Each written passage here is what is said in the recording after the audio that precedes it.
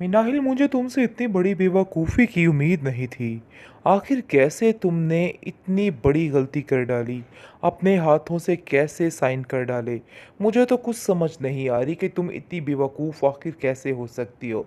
जिस पर वो कहती है कि जो इंसान अपनी माँ को बेवकूफ़ बना सकता है, वो मुझे क्यों नहीं बना सकता? और वैसे भी कहते हैं कि मोहब्बत अंधी होती है। बस समझिए कि मैंने कुछ ऐसा ही किया है। मुझे तो कुछ समझ नहीं आई कि मुझसे क्या करवाया जा रहा है और क्या नहीं करवाया जा रहा। बस जो कुछ कहा गया मैं वही करती गई। लेकिन आप देखेंगे कि माजदा कहती है कि वो कभी भी खुश नहीं रहेगा। उसने जो कुछ हमारे साथ किया है, उसको उसके किए की सज़ा बहुत जल्द मिल जाएगी। लेकिन मिनाहिल उसको अभी भी मना कर रही है और कहती है कि देखिए, इस तरह की बद्दुआएं मत कीजिए। जो हो गया सो हो गया। अब मज़ीद कुछ भी कहने का फ़ायदा नहीं है। बेहतर यही है कि देखा जाए कि अब आगे हमें क्या करना है और कहाँ पे जाना है, क्योंकि अब ये बातें सोचना और समझना काफ़ी ज़्यादा ज़रूरी हो चुका है। टेंशन काफ़ी ज़्यादा हो चुकी है, क्योंकि अब समझ नहीं आ रही वलीद को। और वलीद कहता है कि जो तुमने इतनी बड़ी हमाकत कर दी है, उसके बाद मैं आखिर क्या कहूँ? मुझे तो कुछ समझ नहीं आ रहा। वलीद की माँ कहती है कि फ़िक्र मत करो बेटा, बहुत जल्द रास्ता निकल आएगा और तुम्हें परेशान होने की कोई भी ज़रूरत नहीं है। देख लेना कि इनके सारे मामलात हल हो जाएंगे।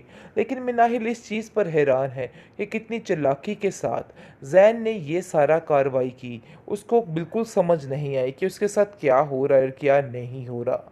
बहुत ज़्यादा माजदा की तबीयत ख़राब होती जा रही है, क्योंकि उससे ये चीज़ बर्दाश्त नहीं हो रही। जो कुछ उसने देखा, जो कुछ उसने सुना, उसके लिए नाकाबिले इतराज़ है। ज़ारा फ़ोन कर कर के अपनी माँ को थक जाती है और कहती है कि आखिर ये गई किधर। वलीद कहता है कि किसी से भी कुछ भी कहने की ज़रूरत नहीं है। अगर आप उसके साथ कोई बात करेंगे तो वो आगे से हनान से करेगी, और मुझे नहीं लगता कि ये मामलात अभी इस तरह आगे बढ़ने चाहिए। लेकिन मिनाहिल कहती है कि इन सब चीज़ों के बारे में पता तो एक दिन चलना ही है, हकीकत खुलनी तो है ही, इसलिए ज़ारा को बताना बहुत ज़रूरी है। लेकिन ज़ारा को क्या बताएं? ज़ारा बेचारी अब अपने झमेले में शुरू हो चुकी है।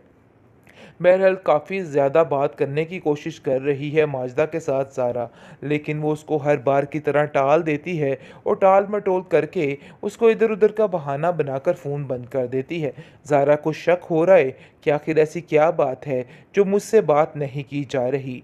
वो मिनाहिल से कॉल करती है, उसको कहती है कि मुझे सच सच बताओ कि आखिर क्या हुआ है, मैं आ रही हूँ आप लोगों से मिलने के लिए। जिस पर मिनाहिल कहती है कि नहीं, अभी मत आना, अभी मैं ठीक हो जाऊंगी, यानी कि तुम्हारी माँ ठीक हो जाएगी तो मैं और फूफो जान दोनों तुमसे खुद ही मिलने आ जाएंगे।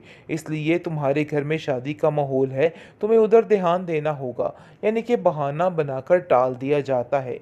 लेकिन कहाँ टलने वाली है वो तो ऐसी बला है कि चिपक जाए तो उतरने का नाम नहीं लेती। लेकिन मिनाहिल ने बड़े तरीके से सारा कुछ कवर कर लिया। उसको खुद कुछ समझ नहीं आ रही थी कि वो क्या करे।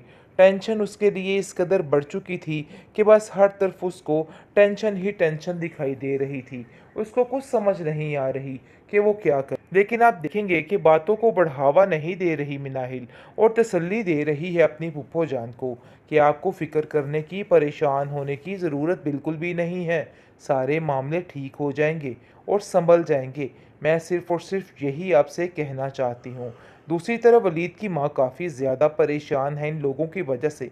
लेकिन वलीद तसल्ली देता है और कहता है कि परेशान होने की ज़रूरत नहीं, सब कुछ ठीक हो जाएगा। मिनाहिल, मुझे तुमसे इतनी बड़ी बेवकूफ़ी की उम्मीद नहीं थी। आखिर कैसे तुमने इतनी बड़ी गलती कर डाली? अपने हाथों से कैसे साइन कर डाले? मुझे तो कुछ समझ नहीं आ रही कि तुम इतनी बेवकूफ़ आखिर कैसे हो सकती हो?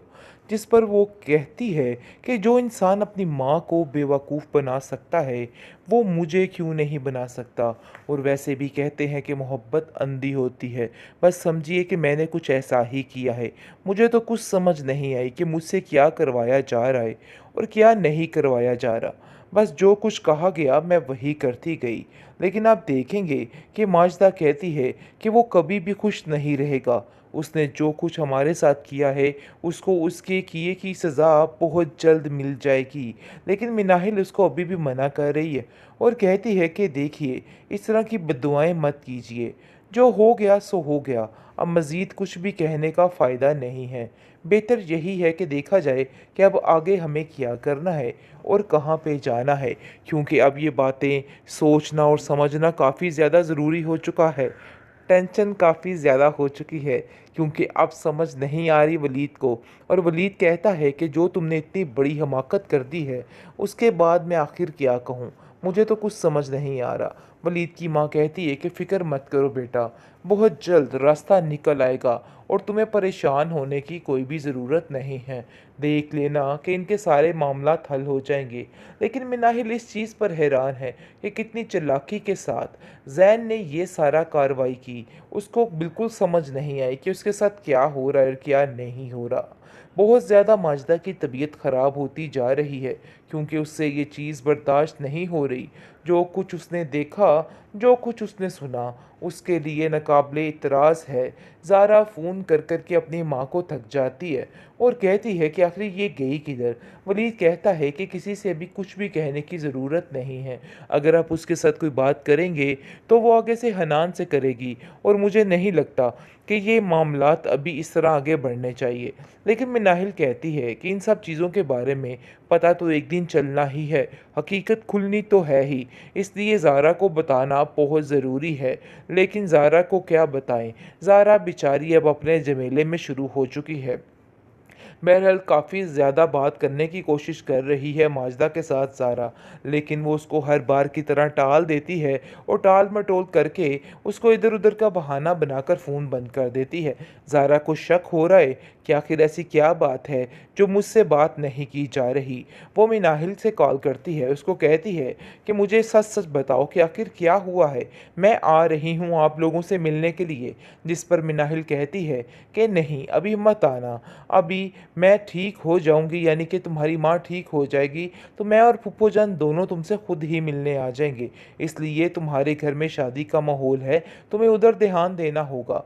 यानी कि बहाना बनाकर टाल दिया जाता है, लेकिन कहाँ टलने वाली है वो। वो तो ऐसी बला है कि चिपक जाए तो उतरने का नाम नहीं लेती।